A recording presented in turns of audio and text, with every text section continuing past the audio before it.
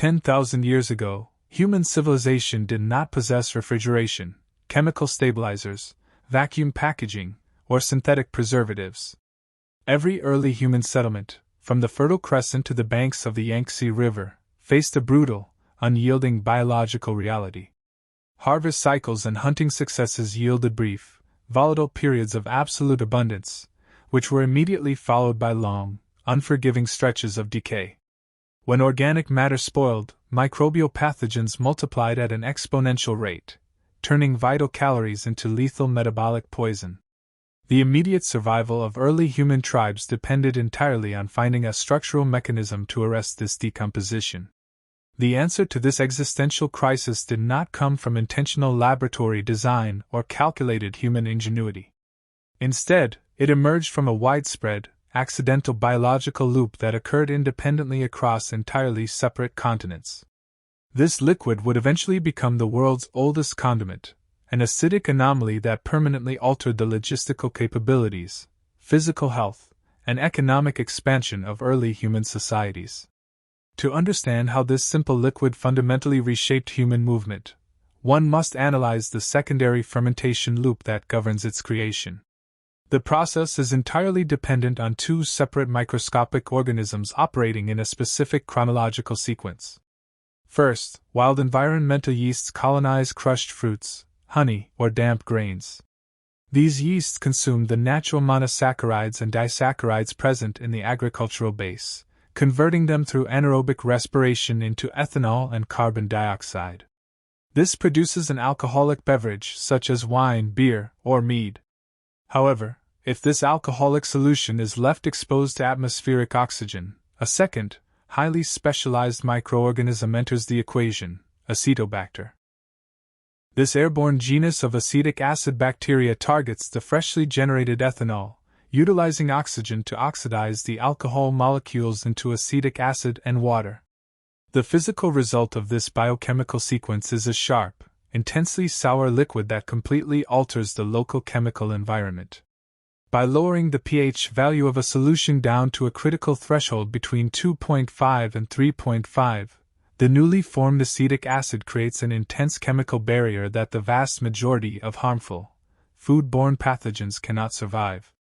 Microorganisms responsible for botulism, salmonella, and general putrefaction require a neutral or slightly alkaline environment to replicate. When submerged in this volatile acidic solution, their cellular membranes are disrupted, their internal enzymes are denatured, and their reproductive capacity is completely neutralized. Early human populations possessed zero structural understanding of cellular biology, microscopic bacteria, or logarithmic pH scales. However, they possessed an advanced capacity for empirical observation. They observed the undeniable physical outcome: organic materials, meats, and seasonal vegetables submerged in this sour, fermented liquid remained entirely edible for months, and in some cases years, without turning into lethal vectors of disease. In ancient Mesopotamia, around 5,000 years before the Common Era, the Babylonians became the first recorded civilization to transition this accidental chemical byproduct into a foundational pillar of their regional trade network. The geography of Babylonia was defined by vast groves of date palms. The local populations harvested these dates in massive quantities, fermenting the sugar-dense fruit into a thick, highly intoxicating date wine. Because ancient storage vessels were porous and exposed to the elements, large batches of this date wine routinely oxidized, souring completely under the influence of wild Acetobacter strains. Rather than discarding these ruined industrial batches, Babylonian merchants recognized the profound preservation utility of the sour liquid. They transformed date vinegar into a vital cornerstone of their food storage systems. They discovered that highly perishable items, such as desert fish, wild fowl, and seasonal gourds, could be thoroughly packed into clay jars filled with date vinegar. The high acidity arrested decay even when the cargo was exposed to the brutal, direct heat of the Near Eastern sun during long caravan journeys. This single chemical intervention fundamentally changed how early economic networks functioned. Merchants and traveling diplomatic envoys were no longer tethered to immediate, localized food sources along their trade routes. They could pack durable, highly acidic, preserved provisions that maintained their caloric value over multi-month treks across the hot, arid expanses of the Arabian Peninsula. Beyond the immediate scope of food preservation, the Babylonians integrated this acidic solution into the very core of their public health and survival strategies. Traveling through the ancient world required caravans to rely on stagnant wells, local rivers, and poorly maintained urban water supplies, which were routinely contaminated with human and animal waste. Consuming this water exposed travelers to catastrophic gastrointestinal infections that could easily dismantle a trade expedition. To counter this invisible threat, Babylonian travelers developed a systematic habit of mixing a small volume of highly concentrated date vinegar into their leather waterskins. The introduction of acetic acid into the drinking supply acted as a primitive but highly effective water purification system. The chemical change lowered the water's pH enough to kill or significantly reduce the concentration of waterborne pathogens, effectively turning lethal river water into a stable, non-hazardous resource.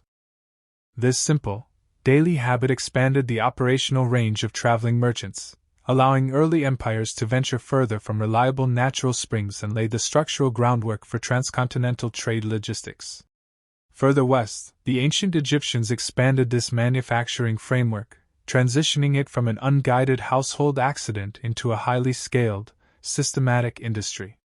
By 4,000 years before the Common Era, Egyptian state-managed production facilities were intentionally souring massive quantities of barley beers and regional grape wines. They stored the fermenting liquids in monumental, porous clay amphorae, arranging them in specifically designed, well-ventilated brick warehouses.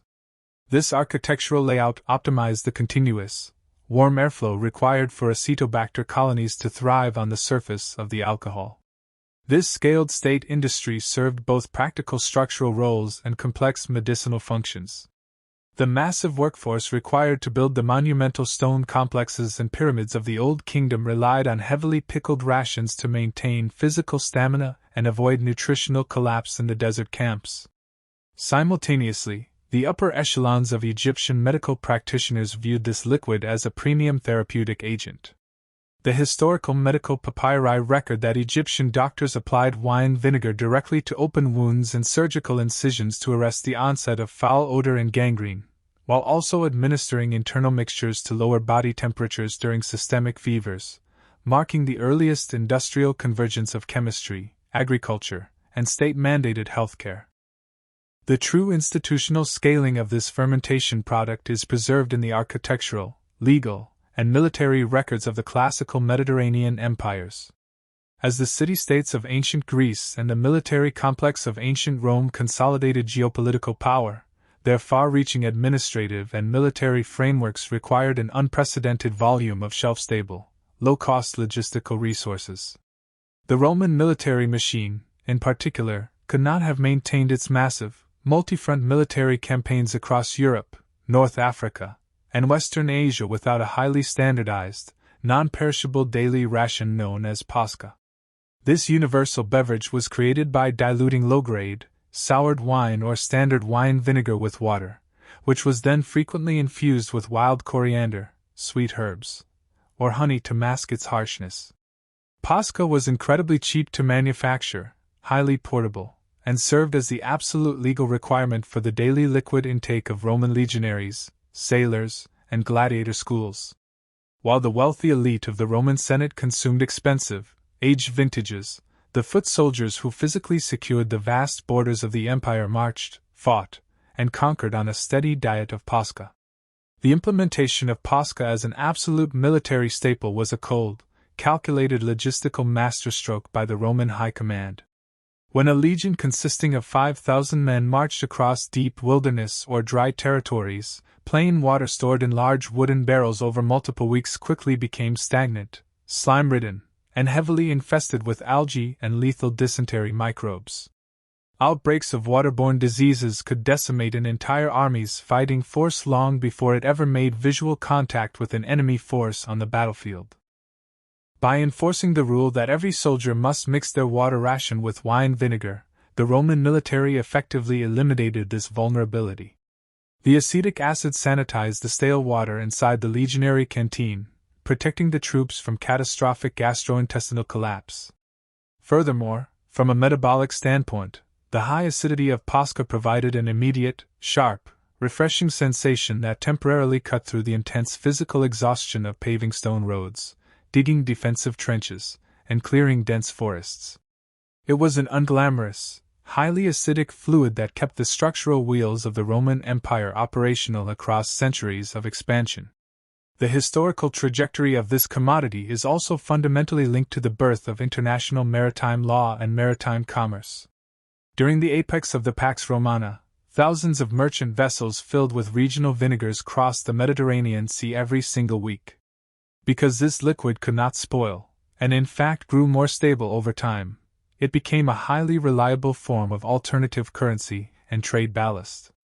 When a merchant ship was loaded with highly valuable but structurally light cargo, such as silks, spices, or loose grains, the sailors would fill the remaining bottom space in the ship's hull with heavy, clay amphorae filled with wine vinegar sourced from Egypt or Crete. This tactical distribution of weight stabilized the ship's center of gravity against violent open sea storms. Crucially, even if a voyage faced catastrophic delays due to adverse wind patterns, winter freezes, or regional piracy, the ballast cargo remained entirely intact, unspoiled, and instantly marketable upon arrival at any foreign port, making it a zero-risk asset for maritime trade corporations. This universal presence across distinct global empires generated the world's very first formal medical documentation regarding chemical sanitization. Hippocrates of Kos, practicing medicine in ancient Greece around 400 years before the Common Era, compiled extensive analytical records regarding its physiological applications. In his foundational treatises on wound care and surgical intervention, he adamantly rejected the common spiritual explanations for disease, instructing his students to wash ulcerated human tissue and open flesh wounds exclusively with clean vinegar to prevent putrefaction. He also formulated complex recipes combining apple cider vinegar with raw honey, a mixture known as oxymel, which he prescribed to treat chronic respiratory blockages and deep chest coughs. This systematic practice preceded the formal validation of modern germ theory by more than 2,000 years, yet the mechanical, real-world outcome remained completely flawless. By introducing a highly acidic environment to injured flesh, ancient doctors were successfully destroying the microscopic structures of bacteria, drastically reducing mortality rates in classical military camps. As the centuries progressed into the classical era, manufacturing methodologies rapidly adapted to the specific agricultural realities of different geographical zones. In East Asia, particularly during the Zhou and Han dynasties of ancient China, producers looked away from fruit-based fermentation and focused their industrial attention entirely on cereal grains. They utilized millet, sorghum, and broken rice to create dense, dark, highly complex grain vinegars. These specialized dark vinegars became deeply woven into the legal, dietary, and medical frameworks of the Chinese state. By the execution of the Han dynasty, official administrative texts recorded the operation of state-sanctioned vinegar breweries that functioned under the direct supervision of imperial inspectors. The liquid was used to chemically neutralize toxins in wild medicinal herbs, preserve delicate river fish along the Yangtze trade routes, and serve as an essential elite preservative in royal storehouses, proving that across both the Western and Eastern hemispheres, acetic acid was the primary chemical vector used by early states to achieve long-term food security and imperial longevity. The collapse of the Western Roman Empire and the subsequent fragmentation of Europe into isolated feudal kingdoms forced a severe contraction of global trade routes, but the human reliance on this sour preservative only intensified. As centralized infrastructure crumbled, European populations retreated into dense, fortified urban centers and isolated agricultural manors. In these medieval towns, municipal sanitation was completely non-existent. Human waste, animal carcasses, and rotting organic debris routinely contaminated the narrow streets and local shallow wells. Under these claustrophobic, unsanitary conditions, infectious epidemics became an absolute and constant threat to human survival, turning every medieval city into a ticking biological time bomb.